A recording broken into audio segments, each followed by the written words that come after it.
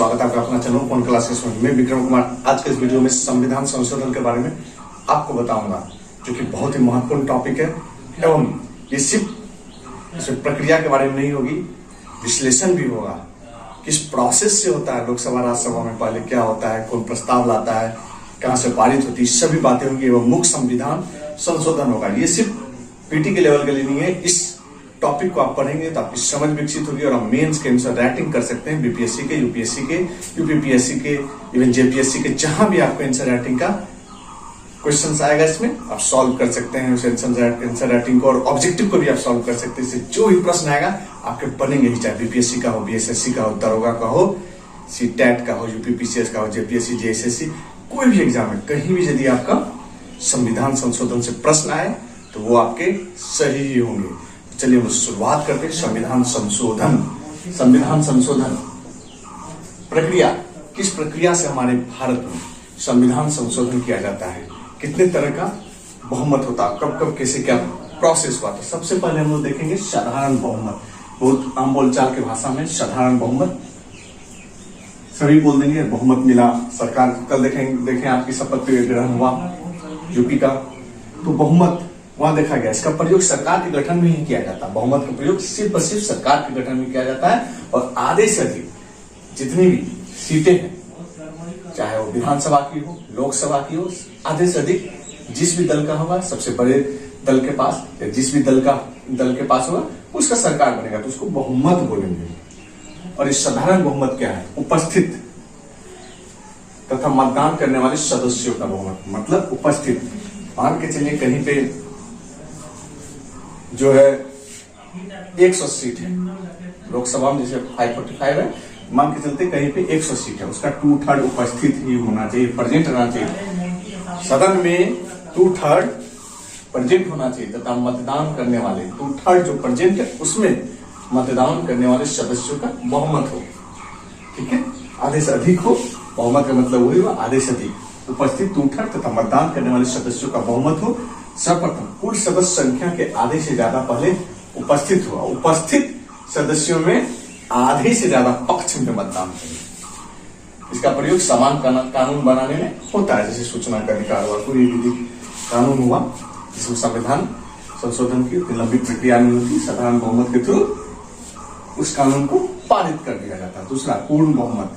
कुल सदस्य संख्या में से 2/3 ज्यादा पक्ष में मतदान करे, 2/3 से ज्यादा पक्ष में मतदान करे कुल सदस्य संख्या का। इसका प्रयोग संविधान में केवल एक बार राष्ट्रपति का हटाने के संदर्भ में किया गया था। पूर्ण बहुमत। तीसरा है विशेष बहुमत या दोहरा बहुमत। सबसे महत्वपूर्ण, इसका प्रयोग हरदम किया जाता है संविधान संशोधन में अधिकतर। विशेष बहुमत या दोहरा बहुमत, उपस्थित तथा मतदान करने वाले सदस्यों के 2/3 से पारित हो। सबसे ज्यादा संविधान संशोधन इसी से हुआ। बहुमत के बारे में आपको बताया है, इसका प्रयोग सरकार के गठन में होता है।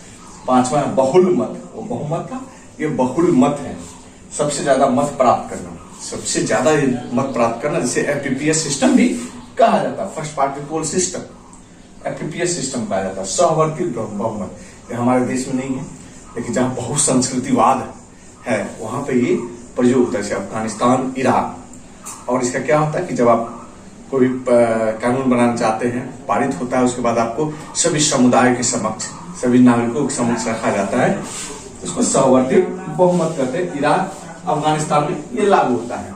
उसके बाद तात्कालिक बहुमत या प्रभावी बहुमत, तात्कालिक या बहुमत या प्रभावी बहुमत। उसके बाद है तात्कालिक बहुमत या प्रभावी बहुमत में क्या होता है? गणपूर्ति। और इसमें देखें गणपूर्ति शब्द है, पहले हम समझते हैं कि गणपूर्ति क्या होता है। कोरम शब्द क्या होता है? कोरम शब्द जो है सदन को चलाने के लिए न्यूनतम सदस्य की संख्या है। जैसे लोकसभा, राज्यसभा, विधानसभा, विधान परिषद, सबका जिस राज्य में जैसी सीटों की संख्या है उसका 1/3 होना चाहिए। विधानसभा या विधान परिषद में, लोकसभा में भी 1/3 110 होनी चाहिए। लोकसभा और राज्यसभा में 110 मतलब 1/10वां भाग। जैसे लोकसभा में 545 सदस्य हैं तो 55, 1/10 55 हुआ। और राज्यसभा में 1/10 25 हुआ, 24.5 1/3 110 तो 25 हुआ। 110 और 1/3 होता है समिति। समिति के कोरम में जब लोक लेखा समिति, प्राकलन समिति, कोई भी उपक्रम समिति, कोई भी समिति हो, उसके लिए 1/3 होता है। 1/3 याद रखेंगे, कोरम के लिए 1/3, गणपूर्ति के लिए किसमें, समिति के लिए, और 110 लोकसभा, राज्यसभा, विधानसभा और विधान परिषद सदस्यों की संख्या का। उस समय जो सदस्यों की संख्या हो सकता है कि 5 सदस्य हमारे नहीं हो, राज्यसभा में 10 सदस्य नहीं हो, लोकसभा में 5 सदस्य नहीं हो, 540 ही सदस्य अवेलेबल हो, इलेक्टेड 540 ही हो, उसकी 1/10 1/10वां भाग यानी 54 हुआ उस समय। यदि 500 हो तो 50, 240 हो राज्यसभा में तो 24, फिर 25 की कोई बात ही नहीं है। तो मिनिमम माना जाता है कि 545 अवेलेबल है तो 55 सीट, 245 अवेलेबल है तो 25 सीट गणपूर्ति कोरम के लिए। और विधानसभा विधान परिषद में अपने अनुसार जिसका जहां पे जो है, ठीक है। जैसे यूपी में 403 है विधानसभा का, तो वहां गणपूर्ति कितना होगा, 40.3 यानी 41 सदस्य, ठीक है। तो इसका क्या, गणपूर्ति होने के बाद उपस्थित सदस्यों में से गणपूर्ति हो गया, 55 सदस्य अवेलेबल हो गया, 55 अवेलेबल है।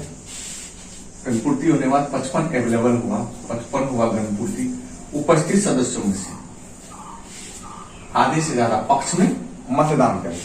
जो भी उस समय सदस्य उपस्थित है उसमें से आधे से ज्यादा पक्ष में मतदान करें, ठीक है। गणपूर्ति मिनिमम क्वालिटी है, मिनिमम होना ही चाहिए। उसका उपस्थित जितने सदस्य हैं, 400 उपस्थित है, उसके आधे से ज्यादा पक्ष में मतदान करनी चाहिए। किसी भी कानून को, किसी भी विधेयक को, किसी भी प्रस्ताव के पक्ष में मतदान करनी चाहिए। तो ये है। और इसका आगे देखेंगे समिति में 1/3, जैसा मैंने बताया आपको, इसको स्पीकर को हटाने में इस बहुमत का प्रयोग किया जाता है। उपराष्ट्रपति या सभापति के रूप में, यदि सभापति राज्यसभा का राष्ट्रपति ही होते हैं, यदि सभापति के रूप में उनको हटाना हो तो लोग राज्यसभा में तात्कालिक बहुमत का प्रयोग करेंगे, और लोकसभा में ये साधारण बहुमत का प्रयोग करके उनको हटाया जा सकता है। हमारे सभापति महोदय का हटाया जा सकता है, स्पीकर महोदय को तात्कालिक बहुमत चलेगी। सभापति महोदय के लिए दोनों बहुमत आएगा, राज्यसभा में तात्कालिक, लोकसभा में साधारण बहुमत।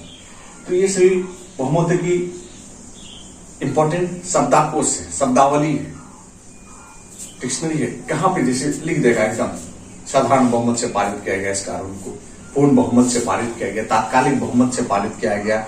अब हम लोग देखते हैं नेक्स्ट, एक मत है सर्वसम्मति, मतलब सर्वसम्मति से इसको पारित किया गया, एक मत से पारित किया गया। सभी लोग सर्वसम्मति है, पूछता है पंचायत में, सभी लोग सर्वसम्मति है? हाँ, सभी सर्वसम्मति। घर में भी हम लोग करते हैं तो सभी को लेके चलते हैं, सबको एक समान, सबको सर्वसम्मति के रूप में लगते, एक मत के रूप में एक मत करवाते हैं कोई भी चीज को।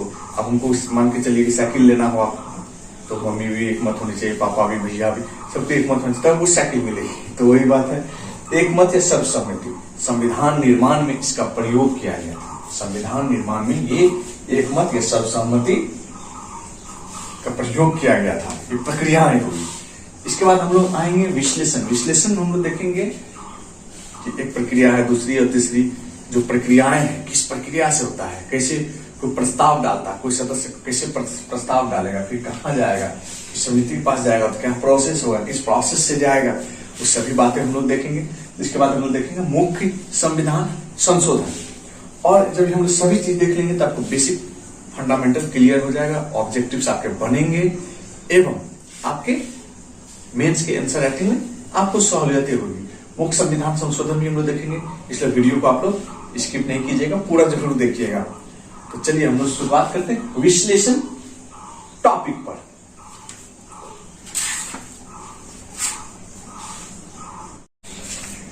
तो ये संविधान संशोधन का हम लोग प्रक्रिया को देखे, समान बातों को देखे, और हम लोग देखेंगे जो विश्लेषण मेंस के राइटिंग पॉइंट ऑफ व्यू से विश्लेषण। संविधान संशोधन की प्रक्रिया क्या है?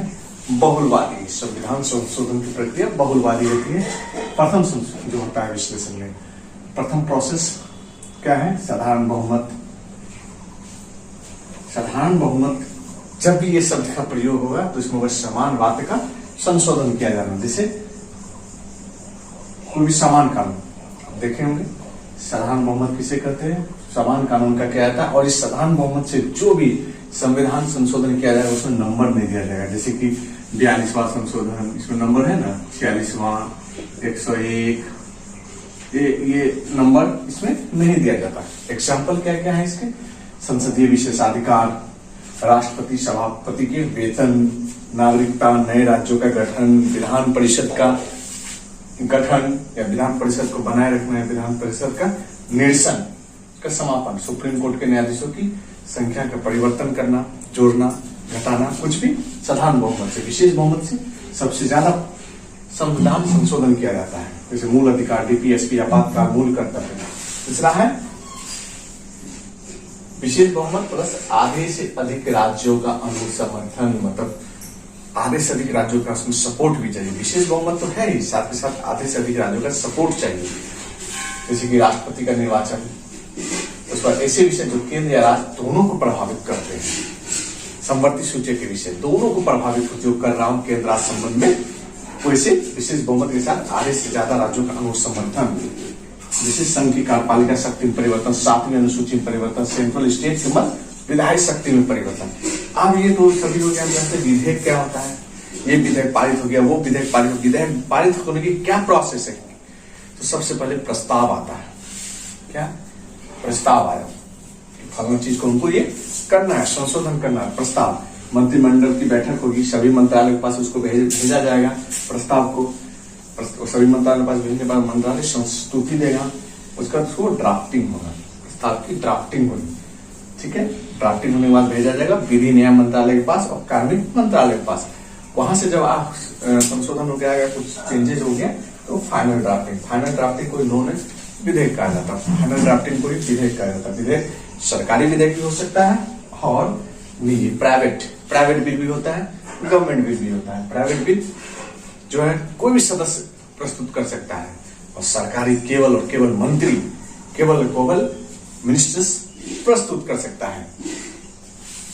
तो ये जो संशोधन की का विश्लेषण है कि प्रस्ताव क्या है, किस पर साधारण बहुमत, विशेष बहुमत और आधे राज्य का अनुसमर्थन, ये सभी है। इसका आप लोग लिख लीजिए और स्क्रीनशॉट्स भी ले सकते हैं। फिर इसके बाद हम लोग देखेंगे और संशोधन की क्या क्या मुख्य बातें हैं, समान बातें हैं, और संशोधन मुख्य संवैधानिक संशोधन का छोटे छोटे रूप में हम लोग देखेंगे, इससे याद रहे, मेमोराइज रहे, उसको पढ़ पाए हम लोग। ठीक है, आप स्क्रीनशॉट लीजिए।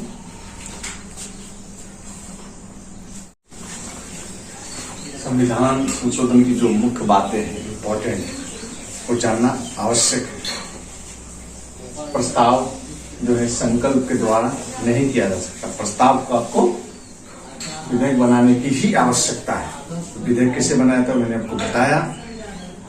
विधेयक किसी भी सदन में रखा जा सकता है, दोनों सदन में यदि संघर्ष की स्थिति हो, दोनों सदन अपने में लड़ रहा हो, ऐसे नहीं होनी चाहिए, वैसे नहीं होनी चाहिए, तो संयुक्त बैठक का प्रावधान है, साधारण विधेयक के रूप में प्रावधान है। ठीक है, दोनों सदनों में पारित विधेयक राष्ट्रपति पर हस्ताक्षर करने के लिए चाहता है और राष्ट्रपति महोदय बाधित है साइन करने के लिए। ठीक है, विधेयक सदन में रखने से पहले राष्ट्रपति का अनुमोदन की आवश्यकता नहीं है। इंपॉर्टेंट पॉइंट, ये दोनों इंपॉर्टेंट पॉइंट, ये 3 इंपॉर्टेंट पॉइंट याद रखना है। अनुमोदन की आवश्यकता नहीं, सदन किसी भाग या अनुच्छेद में संशोधन कर सकती है, लेकिन मूल ढांचे का उल्लंघन नहीं होगा। मूल ढांचे क्या है? मूल ढांचा, वो जब मूल अधिकार पढ़ेंगे उस समय जानेंगे मूल ढांचे का सिद्धांत क्या है। जनमत संग्रह के माध्यम से संविधान संशोधन नहीं हो सकता।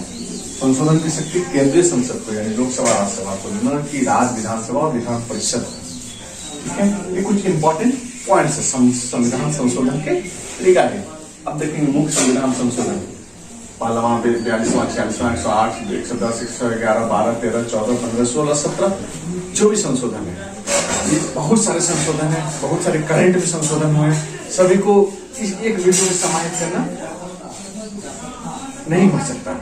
इसके लिए एक अलग वीडियो संविधान संशोधन के रिगार्डिंग बनाया जाएगा और आप लोग जरूर देखिएगा। ये ओवरऑल एक संविधान संशोधन का चैप्टर है, टॉपिक है ये वीडियो। उसी से रिगार्डिंग और आपके मेंस के भी क्वेश्चन बनेंगे, प्रीलिम्स के क्वेश्चन तो बनेंगे। आप जाके लगा के देखिएगा क्वेश्चंस को प्रीवियस ईयर। सिर्फ संविधान संशोधन जो ये है, ये वाला पोर्शन ये छोड़ के बाकी वाले पोर्शन से आप लगाइएगा आपके क्वेश्चन कितने सही होते हैं कमेंट सेक्शन में जाके जरूर कमेंट कीजिएगा। और आज के लिए बस इतना ही। वीडियो को पूरी तरह देखने के लिए आप सबों का धन्यवाद। जय हिंद, जय भारत।